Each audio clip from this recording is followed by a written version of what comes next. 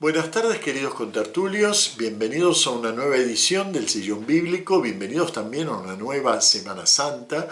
Mi nombre es Abel de la Costa y en este vídeo, que procuraré que no sea muy largo, voy a reunir algunas ideas que he trabajado sobre los Evangelios de Pasión en estos años de Sillón.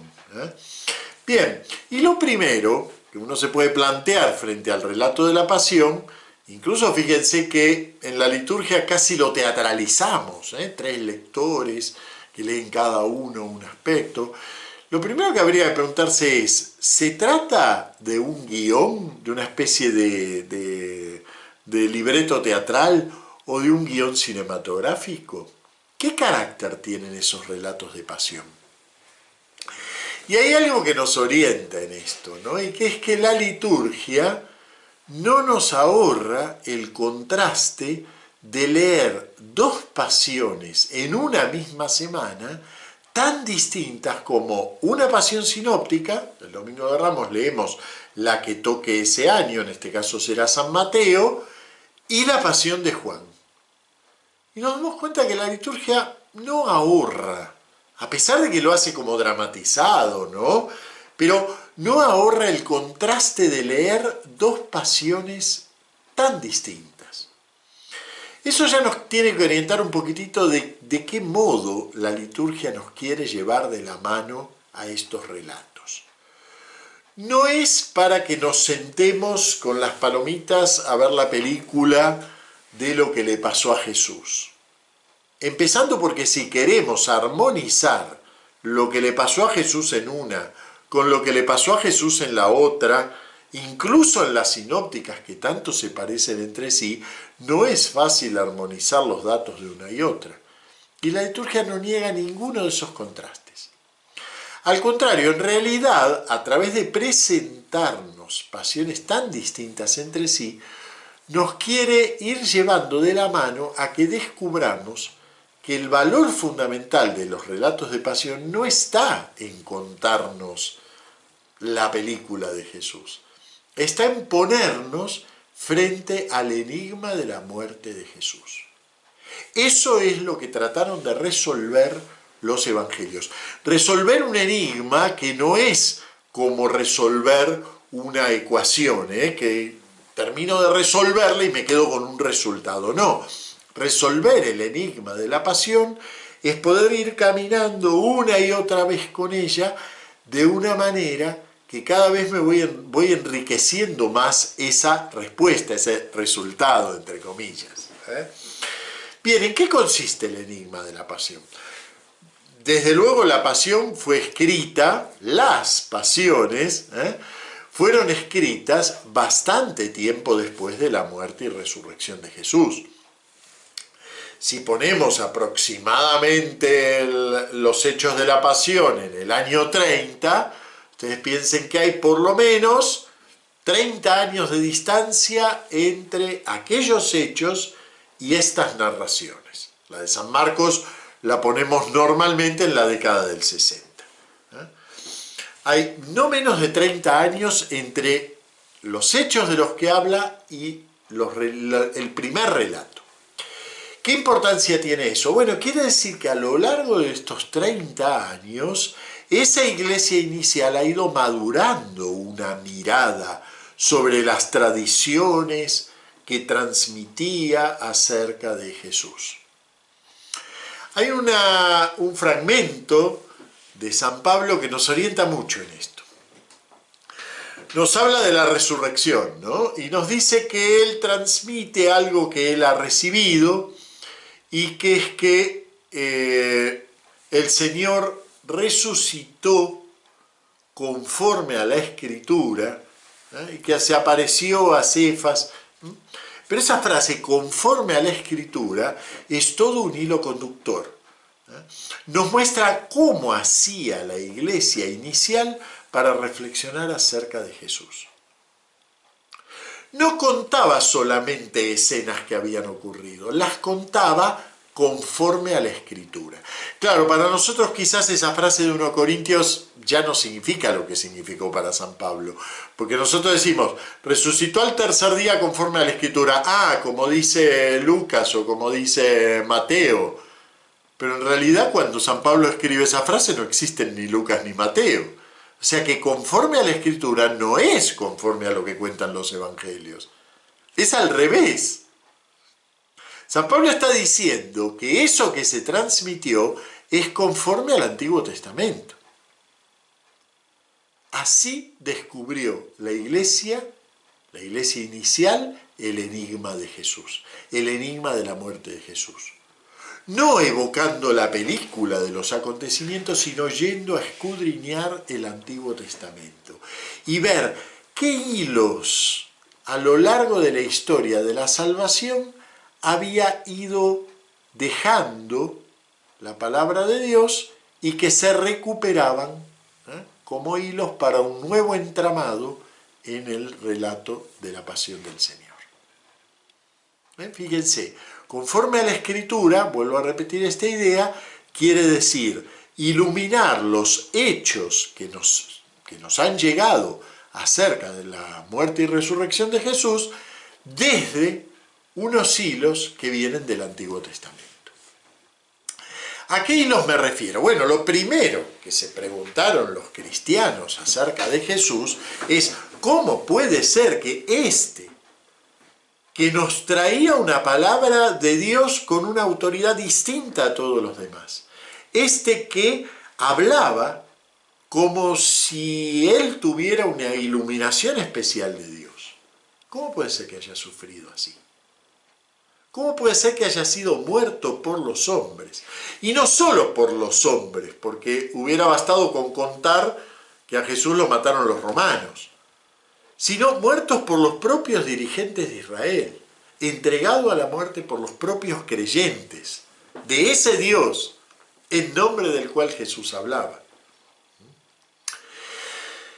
¿Y cómo hicieron para entender eso? Bueno, antes que nada fueron podríamos decir, hebras del Antiguo Testamento que persistentemente aparecen. Cuando uno lee el Antiguo Testamento hay algo que despunta continuamente y que es lo que podríamos llamar el sufrimiento del justo. 2 por 3 aparece algo en relación al sufrimiento del justo, pero no una respuesta sobre el tema, sino aparece persistentemente el sufrimiento del justo. Ya casi desde las primeras páginas, ¿no?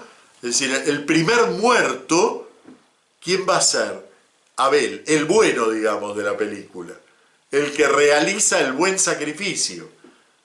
El sacrificio le es acepto a Dios, el de Abel, y no le es acepto el de Caín. ¿Y qué hace Caín? Pues va y lo mata. Y Dios no da respuesta de esa muerte inocente. Solo le dice a Caín que la sangre de su hermano está clamando a mí desde el cielo. O sea que ese hilo empieza a clamar, pero no queda explicado. Y seguimos adelante y nos encontramos, por ejemplo, a José, vendido por sus hermanos. Nos encontramos el pueblo de Israel también sufriendo como esclavo en Egipto. Es decir, que ven, persistentemente aparece esta figura del sufrimiento del justo. Y llegamos así a los salmos. En los salmos esto es continuo, ¿no? Me gusta comparar a los salmos con un espacio en el cual el hombre se encuentra con Dios. Yo lo llamo el espacio sálmico, el espacio de oración, el espacio de palabra en el cual el hombre se encuentra con Dios. Bueno, en ese espacio hay unas palabras muy características. Un exégeta norteamericano, Walter Brueggemann, lo llama los salmos de deambulación, porque parece que en ese espacio el hombre camina, marcha, va para acá, va para allá, pero no encuentra una palabra de respuesta. Son esos salmos que típicamente los clasificamos como salmos del inocente perseguido. Un salmo muy característico del género inocente perseguido es el Salmo 22. Vamos a leer algunas partes del Salmo 22. Dios mío, ¿por qué me has abandonado? A pesar de mis gritos, mi oración no te alcanza. Dios mío, de día te grito y no respondes, de noche y no me haces caso. Aunque tú habitas en el santuario, esperanza de Israel, en ti confiaban nuestros padres, confiaban y los ponías a salvo. A ti gritaban y quedaban libres. En ti confiaban y no los defraudaste. ¿Qué pasa conmigo? ¿Ven? Eso es lo que se pregunta el salmista. ¿Cómo puede ser? No es que no existes porque has salvado a nuestros padres, pero ¿qué pasa conmigo? Y entonces responde, ¿no? Pero yo soy un gusano, no un hombre, vergüenza de la gente, desprecio del pueblo. Al verme se burlan de mí, hacen visajes, menean la cabeza. Acudió al Señor, que lo ponga a salvo, que lo libre, ya que lo quiere. Claro, todo esto que estamos leyendo el relato de pasión. O al revés, en el relato de pasión estamos mirando el Salmo 22 desde una perspectiva en cierto sentido nueva. Jesús es este salmista sufriente que habla en el Salmo, pero es también la respuesta de Dios a ese salmista sufriente. Precisamente ese Jesús reconocido por los suyos, reconocido por la fe como el ungido de Dios. Recuerden que todos los evangelios empiezan por lo menos con la escena del bautismo de Jesús, con la unción de Jesús. Ese Jesús, reconocido como el ungido de Dios, dice ahora desde la cruz, Dios mío, ¿por qué me has abandonado? Es Dios mismo que ha bajado a compartir el enigma de la ausencia de Dios en el espacio sálmico. El enigma de un Dios que está allí. En ti confiaban nuestros padres, tú habitas en el santuario. Un Dios que está allí y sin embargo calla. Entonces podríamos decir la primer gran hebra o la primer gran lente, si quieren, desde la que la fe cristiana lee la pasión de Jesús. La lente del sufrimiento del inocente. Y una lente muy importante, porque en realidad la vida del hombre está teñida de sufrimiento. Siempre hay algo, poco, mucho, pero siempre fuga hacia esta pregunta: ¿por qué dentro de ese sufrimiento que se podría equilibrar, provoco el mal, sufro el mal? ¿Por qué siempre hay un punto de fuga hacia un sufrimiento que carece de sentido, porque es un sufrimiento del inocente? Entonces, primera hebra dentro de los relatos de pasión, el sufrimiento del inocente. Sin embargo, el escudriñamiento, ese según las Escrituras del que nos hablaba San Pablo, no acaba allí. Hay una serie de textos muy particulares. Por supuesto, yo mencioné un solo salmo, el Salmo 22, pero en realidad hay varios salmos de deambulación que han sido utilizados como trasfondo para contarnos la pasión. El 22 es el más característico. Hay otra serie de textos también característicos del Antiguo Testamento, pero de otra línea, podríamos decir. Provienen del segundo Isaías. Ya saben que llamamos segundo Isaías en la exégesis actual a los capítulos del libro de Isaías que van del 40 al 55, porque entendemos que es un profeta, poeta, posterior al Isaías de la primera parte, ¿no? Bastante avanzado en el tiempo. El Isaías de la primera parte, siglo VIII, el Isaías de la segunda parte, siglo VI, sexto al quinto. Entonces ese segundo Isaías es el que empieza en el capítulo 40, que dice: consolad, consolad a mi pueblo. Es el Isaías que canta la redención del pueblo de Judá. Judá había sido llevado al destierro, ¿sí? Y bueno, sí, se puede responder, bueno, por tus pecados, el Señor te ha castigado, pero resulta que en determinado momento Dios lo salva a Judá de una manera inusitada, insólita, inesperable en la historia de Judá. esperable en la historia de los pueblos, un pueblo que ha sido dispersado y sin embargo es reunido de nuevo y llevado a su tierra. Y entonces Isaías canta ese prodigio histórico de la vuelta del destierro, pero preguntándose, ¿y entonces de qué valió todo ese sufrimiento? Y poetiza una figura profética a la que nosotros llamamos el siervo sufriente. ¿Por qué insisto en que nosotros lo llamamos? Porque en realidad Isaías no puso un corte en su texto y dijo, bueno, este es el primer poema del siervo sufriente, este es el segundo, este es el tercero. No, eso es un corte que hacemos nosotros. En realidad es un corte que inicialmente hace la liturgia. Desde la antigüedad retoma unos textos del segundo Isaías y los llamamos cánticos del siervo. Y aislamos 4 piezas poéticas que las leemos precisamente en esta Semana Santa. Pero todo el libro del segundo Isaías es la pregunta de ¿para qué valió este sufrimiento? Nos rescató, qué alegría, pero ¿para qué valió este sufrimiento? ¿Por qué este pueblo de Judá tuvo que sufrir? Para alcanzar así esa redención. La respuesta es apuntada. Dentro de este corte de 4 cánticos, la respuesta es apuntada en el 4.º cántico. Me gustaría leer, aunque sea algunos pedacitos. Dice, mirad, mi siervo tendrá éxito, subirá y crecerá mucho. Así como muchos se espantaron de él porque desfigurado no parecía hombre, ni tenía aspecto humano, así asombrará a muchos pueblos. ¿Quién es ese siervo? Bueno, en principio es el pueblo de Judá. Pero claro, como figura poética que es, puede ser puesta en transparencia, incluso con la persona de Jesús. Pero, por ejemplo, cada vez que la Iglesia sufre en la historia un inusitado revés, que no obedece a sus culpas, no me estoy aquí refiriendo a los reveses que la Iglesia pueda sufrir porque hace mal las cosas, sino cuando no hace mal las cosas. Cada vez que un cristiano llega al martirio, por ejemplo, es decir, no es que hizo mal las cosas, sino que llega a fundirse en la cruz de Jesús con el propio Jesús, aparece la figura del siervo sufriente, ¿ven? Aparece la figura poética que interpreta ese sufrimiento.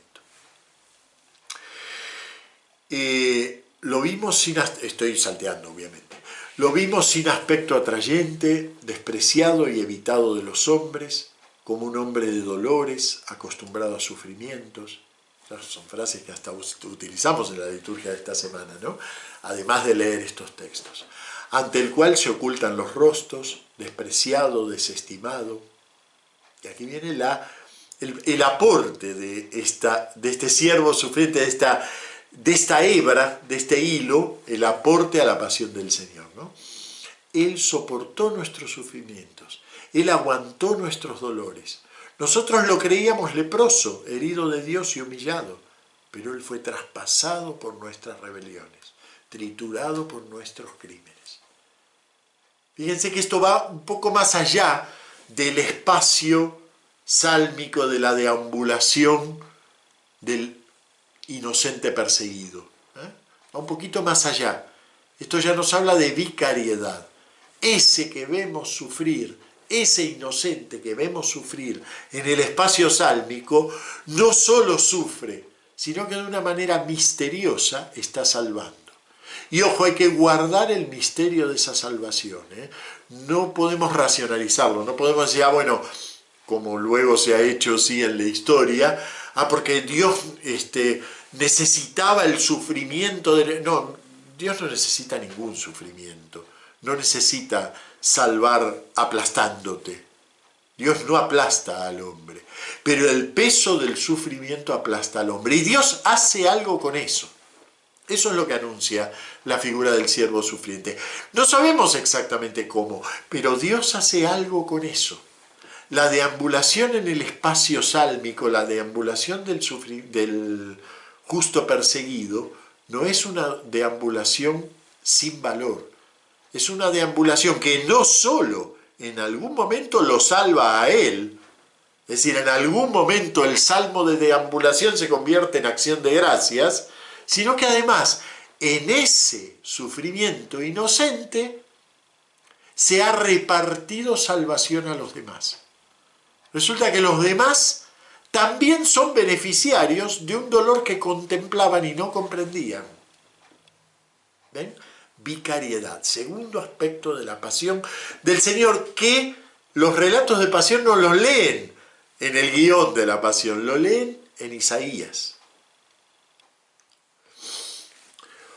Otro de los textos muy citados por los relatos, citados o aludidos, en este caso hay citas explícitas, pero hay también alusiones en los relatos de pasión, son los textos de Zacarías. Zacarías fue un profeta, si lo leen, es muy enigmático en su forma de expresarse a través de visiones de lo más curiosas, pero fue muy leído y muy meditado por la primera iglesia, ¿no? Y sirvió para entender también la pasión del Señor. Y a través de muchos elementos. Algunos son citas directas. Por ejemplo, San Mateo, cuando nos narra la traición de Judas, nos habla de las 30 monedas que le pagan a Judas. Bueno, eso está tomado literalmente de Zacarías. Toma ese dinero y ponlo en el tesoro del templo porque es el precio con el que me apreciaron, le dice Dios a Zacarías. Y bueno, precisamente en el Evangelio de San Mateo se produce ese equívoco, ese dinero no puede ir al tesoro del templo, ¿no? Y entonces compran el campo.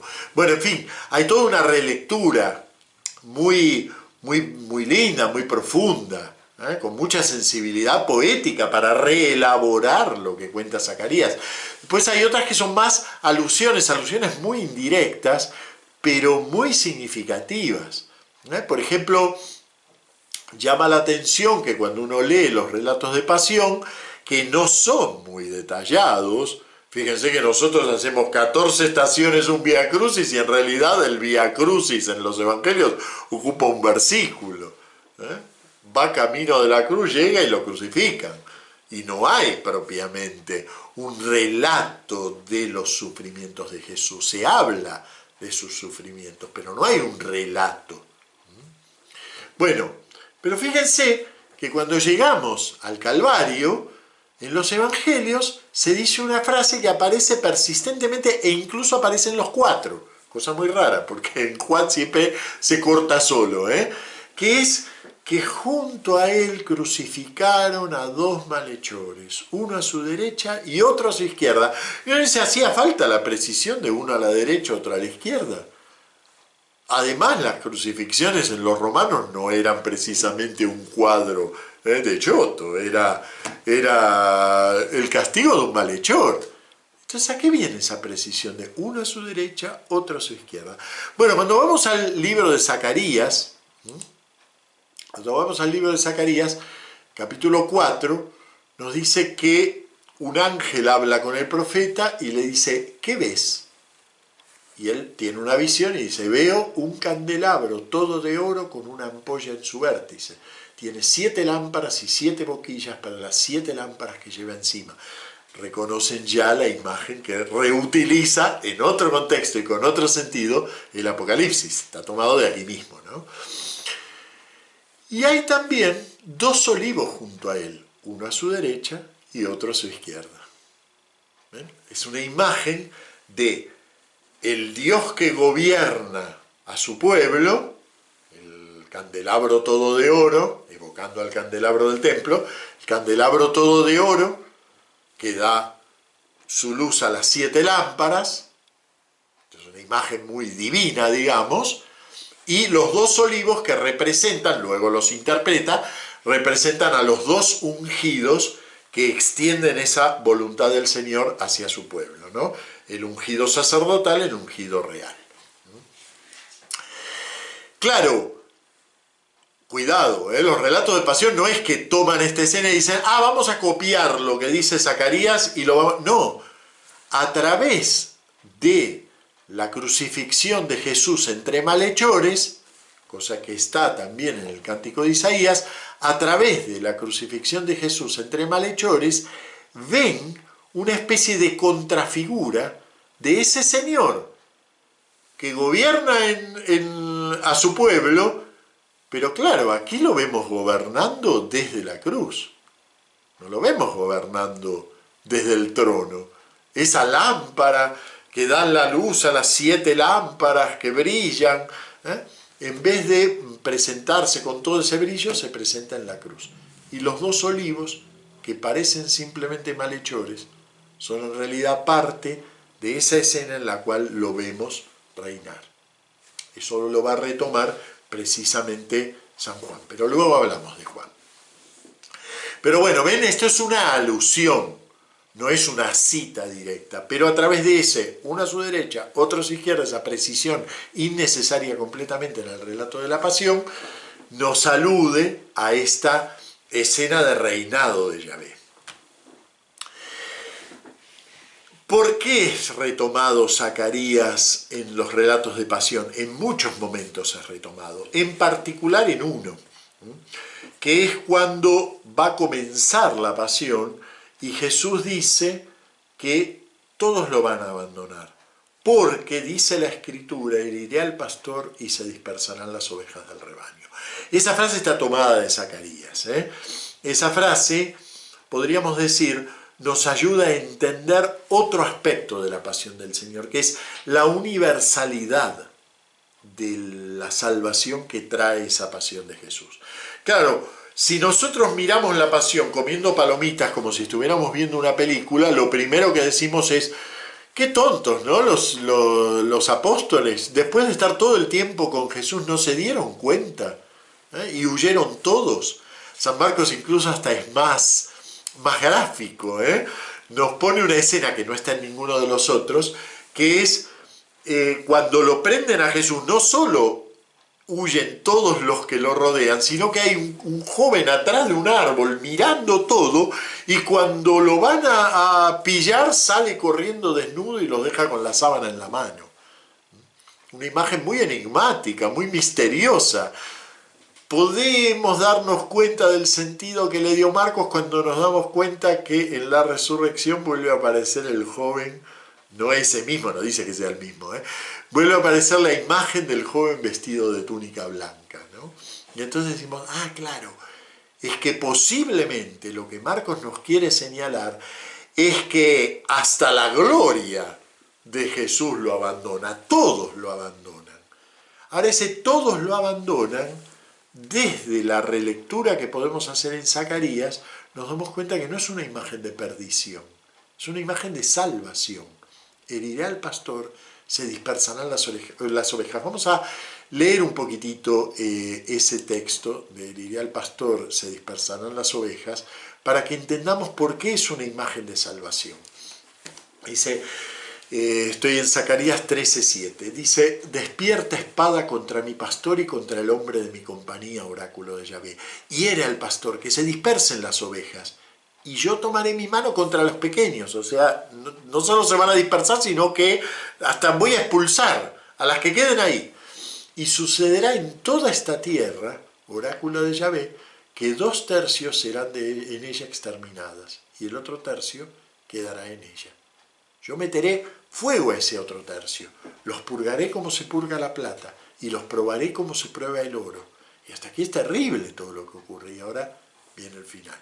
Invocará él mi nombre, y yo le responderé. Diré, él es mi pueblo, y él dirá, Yahvé es mi Dios. Entonces, fíjense, ¿no? Cuando empieza la pasión nos dice, cuidado, cuando veas que todos se dispersan, eso forma parte de esa universalidad a la que Jesús salva. Jesús se dirige, no queda nadie alrededor, pero no queda nadie quiere decir, la salvación se puede dirigir a todos. La salvación es verdaderamente universal, y de allí va a sacar Dios su nuevo pueblo. De esos mismos que han sido heridos y expulsados. De allí va a sacar Dios su nuevo pueblo. Después los vemos regresar, ¿no? Vemos regresar a Pedro, la imagen más significativa de ese regreso, ¿no? Los vemos regresar a los 11 que se reúnen a puertas cerradas, pero se reúnen. ¿Ven? Entonces, es una imagen muy fuerte, porque no es una imagen totalmente negativa, tampoco es una imagen positiva, es una imagen de juicio de Dios. En la pasión, y este es el aspecto que me interesaba, esa universalidad de la que habla la pasión es el juicio de Dios sobre el mal del mundo. No hay, podríamos resumirla así, no hay ninguna dispersión de los hombres a la que no llegue la mano salvadora de la pasión del Señor. Ninguna dispersión de los hombres. Hasta la gloria que huye ahí desnuda, si es que hay que interpretar la imagen desde ese punto de vista, es una propuesta de lectura, hasta la gloria esa que huye ahí desnuda en el medio del bosque, hasta ella vuelve a la tumba vacía. ¿Ven? Todo, no hay aspecto de esa dispersión de los hombres a las que no pueda alcanzar la mano salvadora de la pasión. Y finalmente otro aspecto que no lo vieron todas las pasiones, no lo vieron las 4 pasiones. Un poco se entrevé en San Mateo con esos muertos que resucitan y vienen marchando hacia Jerusalén, ese fragmento tan raro, tan curioso de la Pasión según San Mateo, que también es exclusivo de él. Se puede ver a través de la cortina del templo que se rasga, pero no termina de verse claro en las pasiones sinópticas algo que es, yo les diría, el corazón de la pasión de Juan. Y que es que la pasión del Señor es la manifestación de su gloria. Por eso, claro, si solo tuviéramos la pasión de Juan, no nos enteraríamos casi de los sufrimientos de Jesús. Porque aparecen como velados, casi como si no hubiera sufrimientos. Nadie me quita la vida, yo la doy voluntariamente. Jesús sí sufre, de verdad, es una pasión, pero ese sufrimiento es a su vez controlado continuamente por su soberanía divina. Esto es, yo diría, herencia directa de una relectura que ha hecho Juan de Zacarías, ¿no? Con ese mirarán al que traspasaron, una frase que proviene directamente de Zacarías. Mirarán al que traspasaron. Para Juan, la pasión es el lugar en donde el hombre, viendo el sufrimiento de Dios, descubre su gloria. Viendo ese sufrimiento, descubre su gloria. Precisamente descubre la gloria de Dios viendo cómo Dios desciende hasta el fondo de la carne del hombre. Bueno, muy bien, espero que esto nos ayude a seguir un poquitito mejor los relatos de pasión esta semana y nos veremos ya después de la celebración de resurrección. Bueno, muchas gracias y feliz Pascua para todos.